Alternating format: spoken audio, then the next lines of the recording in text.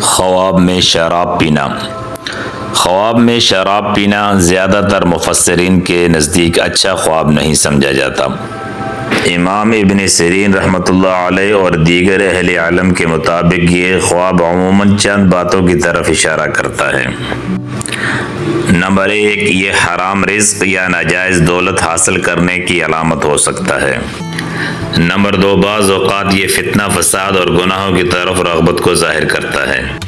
Number 3، اگر خواب دیکھنے والا شراب کو پیتا ہے لیکن نشہ طاری نہیں ہوتا تو اس کا مطلب یہ ہے کہ کوئی مشکوک یا حرام چیز اس کی زندگی میں داخل ہو سکتی ہے مگر اس پر مکمل اثر انداز نہیں ہوگی۔ نمبر 4، اگر خواب میں نشہ طاری ہو جائے تو یہ بڑی آزمائش، غفلت یا گمراہی کی طرف علامت ہے۔ نمبر 5، اگر کوئی خواب میں شراب کو دیکھے اور دل سے ناپسند کرے تو یہ ایمان کی مضبوطی اور گناہوں سے بچنے کی علامت ہے۔